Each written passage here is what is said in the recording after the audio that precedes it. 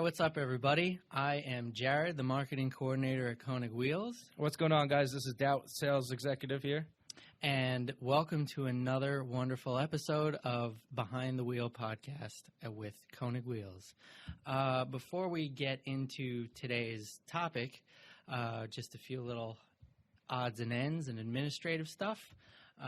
As you know, there is always a Q&A live on Instagram and Facebook at 2 p.m. right before this podcast. So hopefully you're coming by from that. And then every Friday, we drop a piece of content on our YouTube channel.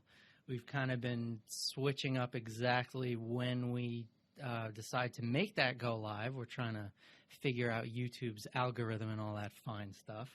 But, yeah, every Friday, live. Just make sure you like and subscribe to all the channels. There you go, right? Turn those notification bells on so that you know when our video goes live. Of course, last week's podcast was with Brian Gillespie of VTech Academy, Hassport Performance. It's a great podcast. I admittedly don't know or didn't know nearly as much as I should have about this guy and all his work before going into the podcast. It's a great listen.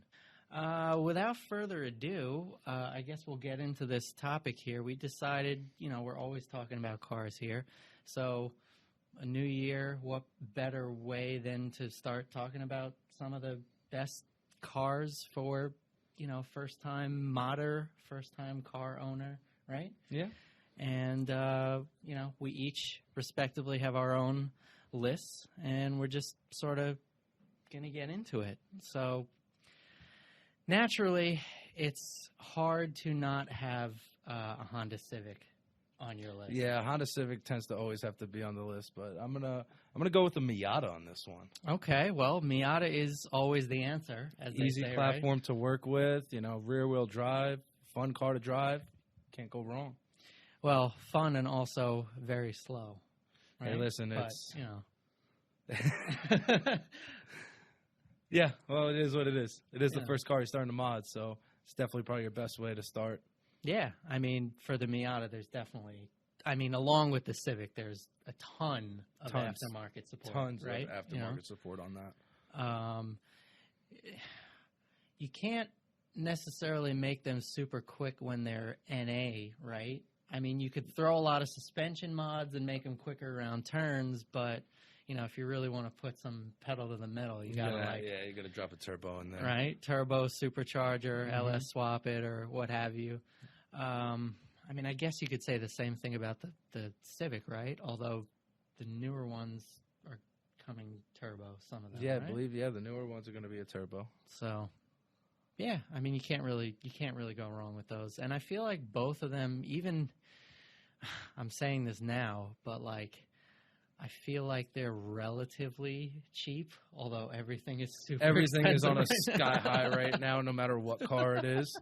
I've seen some ridiculous prices on some cars, and let's just leave it at that. Right, and we're not talking about bring a trailer either. We're talking about just all across the board. Let's not even get started with bring a trailer right now. Those prices are sky high. The Civic, I feel like, is such a great platform, not just because of how famous it is and how long it's been around, but guys like the Keep Gunning guys that we sponsor, or VTech Academy, Hassport Performance, all those channels, companies, they're doing crazy things with these cars. Big things with the Civics with those guys. You know what I mean? It's going to be a car that is modded forever. Yeah. I can't wait until people start electric swapping them, because that's going to happen. Yeah, the electric swap. If you electric swap the Civic, I'd like to see that. There's so many possibilities with those cars. So that is a great first car to mod, and I don't think it even matters which generation. I mean, you could go all the way back to the EK, EG, or the newer ones. It really doesn't matter. 100%. So, easy platforms to work on. So if you're trying to do them by yourself too, and not in the shop, that'd be a nice platform to start with. There you go, right?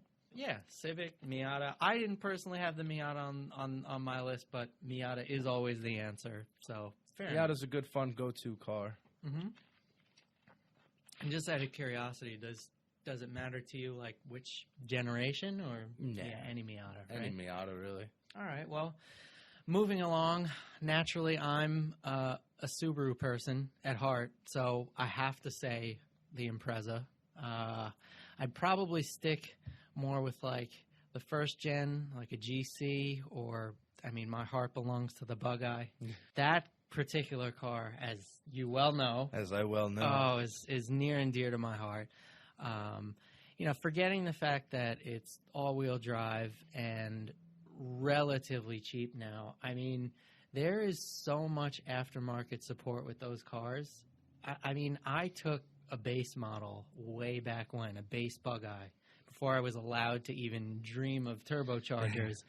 And, you know, threw a built 5-speed in there, an STI motor, a couple bolt-ons, and I instantly doubled my horsepower from 160 to all the way up to 300. I mean, that was just, it was such a fun car.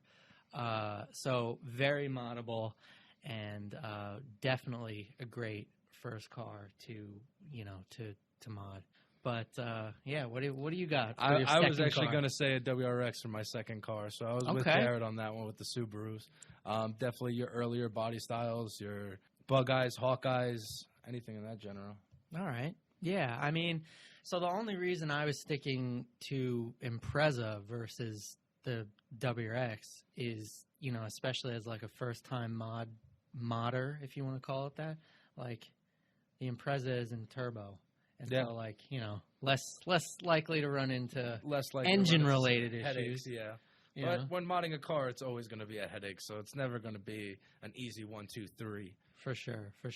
But just like the other cars, the Miata and the Civic, I mean, tons of aftermarket support, whether it be, you know, styling or, you know, even for the Imprezas, you know, having engine modifications. I mean, those exist also. And I mean, let's face it, we're in New York. Yeah. All-wheel drive. All-wheel drive is a key must. You know, so yeah, Impreza, another great solid option. Moving on, let's see. You're gonna like this. I have the GTI on my list. I have the GTI on my list as well. And I wonder why. GTI owner. I love my GTI. It's with just a simple downpipe, stage 2 tune, and an intake. It changes the whole car completely. Then going further, you know, of course, more mods always add up. But yeah, definitely, I've enjoyed my GTI now for the last 10 years. There you go. Now, you being the GTI specialist, at least at Koenig, I mean, do you have a specific generation that you like better than the others? Personally, for me, it's a Mark 6. Mark 6 has always been my go-to. If you're really on a budget, Mark 5, same motor, 2.0 TSI.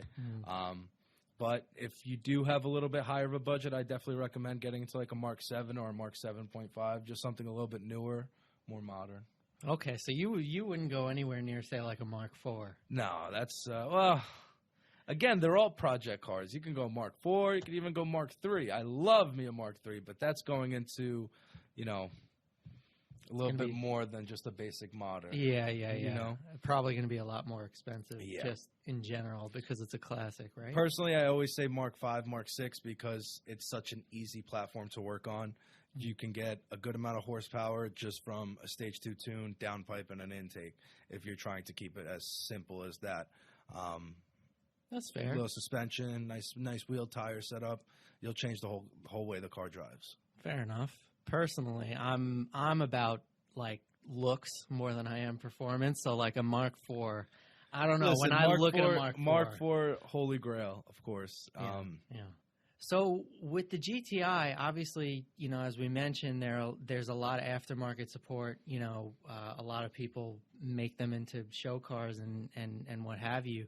But I mean, they can also put down some serious numbers with built motors and everything, right? Oh yeah, like they're not 100%. just show cars. It's not they're just also a show go. car.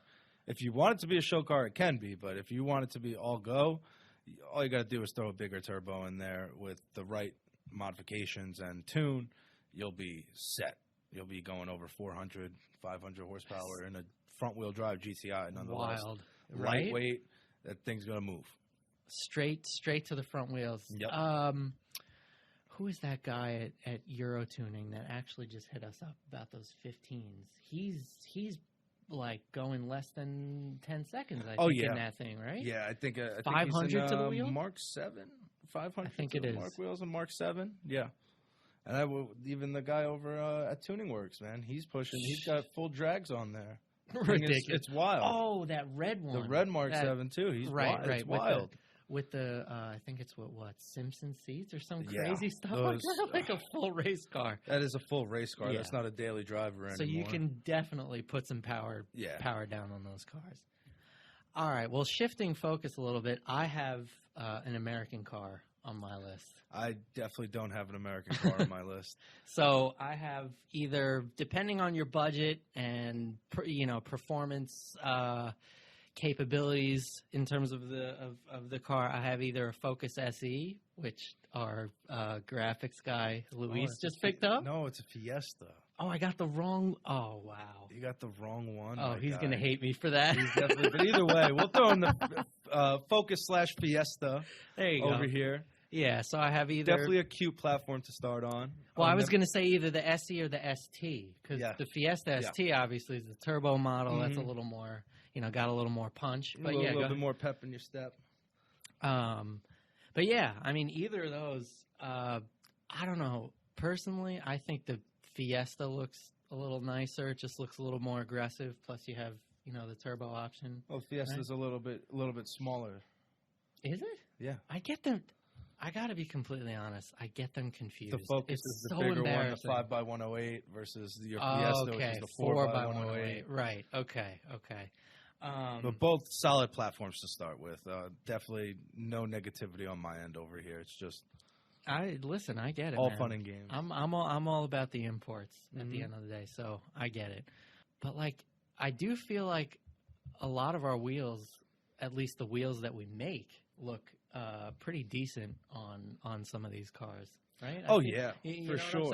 For sure. Hypergrams look amazing on the car. Tends to be the go-to for the Fiesta guys. But yeah, solid platform. Mind you, this isn't like a shameless plug for our wheels. Just saying. Just saying. Yes, it is, guys. Yes, it is. Just buy our wheels. Nobody else's.